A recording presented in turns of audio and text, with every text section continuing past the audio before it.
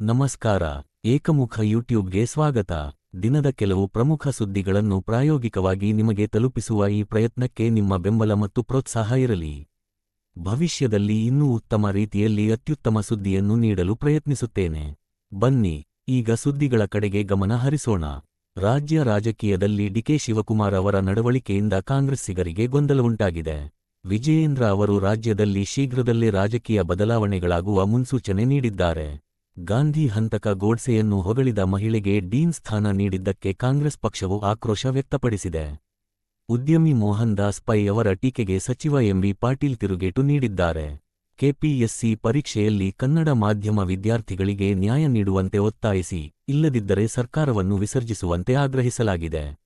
ರಾಜ್ಯದಲ್ಲಿ ಬಿಜೆಪಿ ಮತ್ತೆ ಅಧಿಕಾರಕ್ಕೆ ಬರುವುದು ಸೂರ್ಯಚಂದ್ರರಷ್ಟೇ ಸತ್ಯ ಎಂದು ಬಿಎಸ್ ಯಡಿಯೂರಪ್ಪ ಹೇಳಿದ್ದಾರೆ.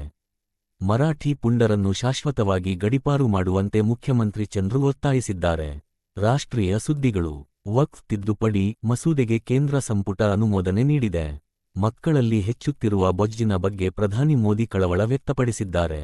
ಭಾರತದ ಷೇರು ಮಾರುಕಟ್ಟೆಯ ಮೇಲೆ ಅಂತಾರಾಷ್ಟ್ರೀಯ ಸಂಸ್ಥೆಗಳು ವಿಶ್ವಾಸ ವ್ಯಕ್ತಪಡಿಸಿವೆ. ಭಾರತದ ಅಭಿವೃದ್ಧಿ ಅನುಭವವು ಇತರ ರಾಷ್ಟ್ರಗಳಿಗೆ ಮಾದರಿಯಾಗಿದೆ ಎಂದು ನಾಗೇಶ್ವರನ್ ಹೇಳಿದ್ದಾರೆ. ಜಾಗತಿಕ ವ್ಯಾಪಾರದ ಅಡೆತಡೆಗಳಿಂದ ಭಾರತಕ್ಕೆ ಅವಕಾಶಗಳು ಲಭ್ಯವಾಗಿವೆ ಎಂದು ಅಮಿತಾಬ್ ಕಾಂತ್ ಅಭಿಪ್ರಾಯಪಟ್ಟಿದ್ದಾರೆ. ಅಪರಾಧ ಸುದ್ದಿಗಳು. ಬ್ಯಾಂಕ್ಗೆ ಕಟ್ಟಬೇಕಿದ್ದ 6.7 ಲಕ್ಷ ಹಣದೊಂದಿಗೆ ಕ್ಯಾಷಿಯರ್ ನಾಪತ್ತೆಯಾಗಿದ್ದಾರೆ. ನಾಪತ್ತೆಯಾಗಿದ್ದ ಪಾಲಿಸ್ ಪೇದೆ ಚರಂಡಿಯಲ್ಲಿ ಶವವಾಗಿ ಪತ್ತೆಯಾಗಿದ್ದು, ಇಬ್ಬರು ಹಂತಕರನ್ನು ಬಂಧಿಸಲಾಗಿದೆ. ಹೋಟೆಲ್ ಮಾಲೀಕನ ಮೇಲೆ ಹಲ್ಲೆ ನಡೆಸಿದ ಜ್ಯುವೆಲರ್ಸ್ ಮಾಲೀಕ ಸೇರಿದಂತೆ 3ರನ್ನು ಬಂಧಿಸಲಾಗಿದೆ. ರೌಡಿ ಹೈದರಾಲಿ ಕೊಲೆ ಪ್ರಕರಣಕ್ಕೆ ಸಂಬಂಧಿಸಿದಂತೆ ಇಬ್ಬರು ರೌಡಿಗಳು ಸೇರಿದಂತೆ 7 ಜನರನ್ನು ಬಂಧಿಸಲಾಗಿದೆ. ಹರಿಯಾಣದಲ್ಲಿ ಕುಸ್ತಿಪಟುವನ್ನು ಗುಂಡಿಕ್ಕಿ ಹತ್ಯೆ ಮಾಡಲಾಗಿದೆ. ಇತರೆ ಪ್ರಮುಖ ಸುದ್ದಿಗಳು.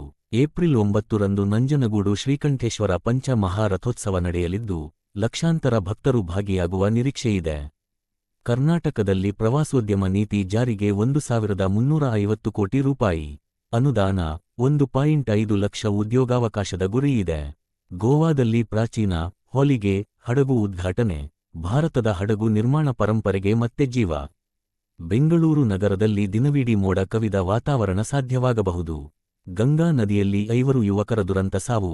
ಬಿಹಾರದ ಪಾಟ್ನಾದಲ್ಲಿ ಮಹಾಶಿವರಾತ್ರಿಯಂದು ಗಂಗಾ ನದಿ ದಡದಲ್ಲಿ ಆಟವಾಡುತ್ತಿದ್ದ 6 ಜನ ಯುವಕರಲ್ಲಿ 5 ನದಿಗೆ ಬಿದ್ದು ಸಾವನ್ನಪ್ಪಿದ್ದಾರೆ. ಈ ದುರ್ಘಟನೆ ಕಲೆಕ್ಟರೇಟ್ ಘಾಟ್ನಲ್ಲಿ ಸಂಭವಿಸಿದ್ದು, ರಕ್ಷಣಾ ತಂಡಗಳು 3 ಮೃತದೇಹಗಳನ್ನು ಹೊರತೆಗೆದಿದ್ದು, ಉಳಿದವರಿಗಾಗಿ ಶೋಧ ಕಾರ್ಯ ಮುಂದುವರೆದಿದೆ. ಹಬ್ಬದ ಸಂಭ್ರಮದ ನಡುವೆ ಈ ದುರ್ಘಟನೆ ದುಃಖವನ್ನುಂಟು ಮಾಡಿದೆ. 2025ರ ಮಹಾಶಿವರಾತ್ರಿ, ಶತಮಾನಕ್ಕೊಮ್ಮೆ ಸಂಭವಿಸುವ ಮಹಾ ವಿದ್ಯಮಾನ. 2025ರ ಮಹಾಶಿವರಾತ್ರಿಯು ಹಲವಾರು ಕಾರಣಗಳಿಂದಾಗಿ ವಿಶೇಷ ಮಹತ್ವವನ್ನು ಪಡೆದುಕೊಂಡಿದೆ. ಪ್ರಯಾಗ್ರಾಜ್ನಲ್ಲಿ ನಡೆಯುತ್ತಿರುವ ಮಹಾಕುಂಭದ ಕೊನೆಯ ರಾಜಸ್ನಾನವು ಇದೇ ದಿನ ನಡೆಯಲಿದೆ. ಅಪರೂಪದ ಗ್ರಹಗಳ ಸಂಯೋಗವು ಈ ದಿನದಂದು ಸಂಭವಿಸಲಿದೆ. ಶಿವ ಮತ್ತು ಪಾರ್ವತಿ ದೇವಿಯ ವಿವಾಹ ವಾರ್ಷಿಕೋತ್ಸವವನ್ನು ಈ ದಿನ ಆಚರಿಸಲಾಗುತ್ತದೆ. ಈ ಅಪರೂಪದ ಸಂಯೋಗಗಳಿಂದಾಗಿ 2025ರ ಮಹಾಶಿವರಾತ್ರಿಯನ್ನು ಮಹಾ ವಿದ್ಯಮಾನ ಎಂದು ಕರೆಯಲಾಗುತ್ತದೆ. ಈ 2 ಘಟನೆಗಳು 2025ರ ಮಹಾಶಿವರಾತ್ರಿಯ ಪ್ರಾಮುಖ್ಯತೆ ಮತ್ತು ದುರಂತವನ್ನು ಎತ್ತಿ ತೋರಿಸುತ್ತವೆ. ವಿಜಯ್ ತಮಿಳ್ನಾಡ್ ರಾಜಕಾರಣದ ಹೊಸ ಭರವಸೆಯಾಗಿದ್ದಾರೆ ಎಂದು ಪ್ರಶಾಂತ್ ಕಿಶೋರ್ ಹೇಳಿದ್ದಾರೆ. ಪವನ್ ಕಲ್ಯಾಣ್ ವಿರೋಧಿಗಳಿಗೆ ಜೈಲು ಭಾಗ್ಯ ಸಿಗಲಿದೆ ಎಂದು ಎಚ್ಚರಿಸಲಾಗಿದೆ.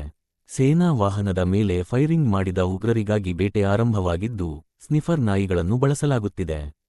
3,20,000 ರೂಪಾಯಿ ವಿದ್ಯುತ್ ಬಿಲ್ ಕಂಡು ರೈತ ಕಕ್ಕಾಬಿಕ್ಕಿಯಾಗಿದ್ದಾರೆ. ಅರಣ್ಯ ಕಬಳಿಕೆ ಆರೋಪವನ್ನು ಸ್ಯಾಮ್ ಪಿತ್ರೋಡಾ ಅಲ್ಲಗಳೆದಿದ್ದಾರೆ. ಬೆಂಗಳೂರು ಮಂಗಳೂರು ಹೆದ್ದಾರಿಯಲ್ಲಿ ಲಾರಿಗೆ ಬೈಕ್ ಡಿಕ್ಕಿಯಾಗಿ 2 ಸಂಬಂಧಿಕರು ಸಾವನ್ನಪ್ಪಿದ್ದಾರೆ. ಫಿಲಿಪೈನ್ಸ್ನಲ್ಲಿ ವಸತಿ ಕಟ್ಟಡಕ್ಕೆ ಬೆಂಕಿ ಬಿದ್ದು 8 ಜನರು ಮೃತಪಟ್ಟಿದ್ದಾರೆ. ಇಡ್ಲಿ ತಯಾರಿಕೆಗೆ ಬಳಸುವ ಪ್ಲಾಸ್ಟಿಕ್ ಅನ್ನು ನಿಷೇಧಿಸುವುದಾಗಿ ಸಚಿವ ಗುಂಡೂರಾವ್ ಹೇಳಿದ್ದಾರೆ. ಆಂಗ್ಲರನ್ನು ಮಣಿಸಿದ ಅಫ್ಘಾನ್ ತಂಡವನ್ನು ಕ್ರಿಕೆಟ್ ಜಗತ್ತು ಹೊಗಳಿದೆ. ಇವಿಷ್ಟು ದಿನದ ಪ್ರಮುಖ ಸುದ್ದಿಗಳನ್ನು ಸಂಕ್ಷಿಪ್ತವಾಗಿ ತಿಳಿದುಕೊಳ್ಳ ಪ್ರಯತ್ನವಾಗಿತ್ತು. ನನ್ನ ಪ್ರಯತ್ನ ನಿಮಗೆ ಹಿಡಿಸಿದೆ ಎಂದು ಭಾವಿಸುತ್ತಾ ಇಂದಿನ ಸುದ್ದಿಯಾನವನ್ನು ಮುಗಿಸುವ.